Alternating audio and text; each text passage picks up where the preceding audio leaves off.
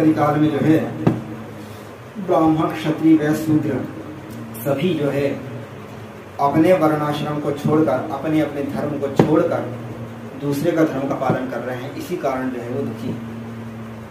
तो कलयुग में प्रत्येक जीव, स्त्री पुरुष, स्त्री अपने जो है पति की सेवा नहीं कर रही और बच्चे जो हैं वो माता पिता की आज्ञा का पालन नहीं कर रहे हैं। और प्रत्येक जीव जो है पापाचार हो चुका है, वह पाप का आचरण कर रहा है। और प्रत्येक जीव जो है कोई सुखी नहीं है, सबको जो है कष्ट है।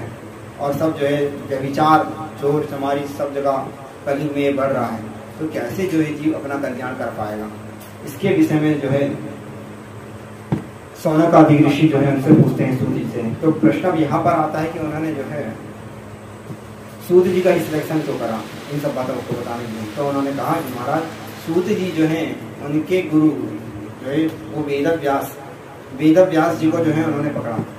सूत जी ने जो है अपनी शिक्षा दीक्षा वेदव्यास जी से ली।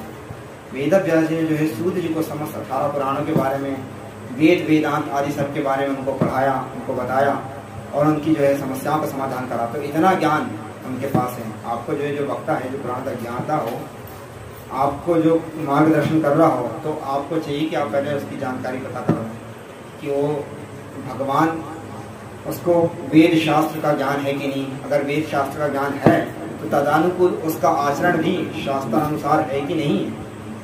अब नहीं तो मुख में राम बगल में छुरी, बातें अच्छी अच्छी कर रहे हैं परंतु खुद ही जो है उनका आचरण वैसा ना हो।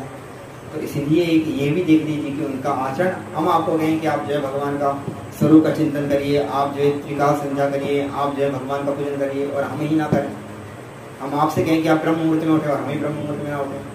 तो जैसा शास्त्रों को बोलने वाला जो पुराण वेदता है उसका तदनुकूल आचरण है कि नहीं, पहले ये भी देख लीजिए। अगर उसका आचरण वैसा है तो फिर उसकी बात मानिए, अन्यथा वो ये बात हो जाएगी कि जो है अनुभव नहीं है, वाणी केवल जो है वाक चतुर थी, केवल जो है वाणी का चातुर्य हो जाएगा, उस पर जो है उसका अनुभव कुछ नहीं रहेगा।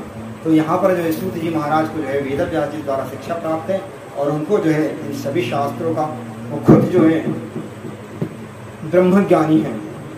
तब जो है शौनक जी ने उनका स्मरण करा और उनका जो है बाद अर्घ देकर उनको पूजन करा और उनसे कहा कि महाराज आप जो है हमको इस कलयुग में प्रत्येक जीव जो है कैसे अपने पापों से छूट पाएगा। ब्राह्मण अपने ब्राह्मणत्व धर्म को भूल गया है। ब्राह्मण का धर्म क्या है? अध्यापन, अध्ययनम, यजनम, याजनम था।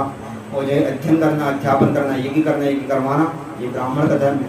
क्षत्रिय का धर्म जो है शौर्य, तेज और जो है युद्ध करना तथा जो है समस्त वर्णों की जो है रक्षा करना, ये क्षत्रिय का धर्म है।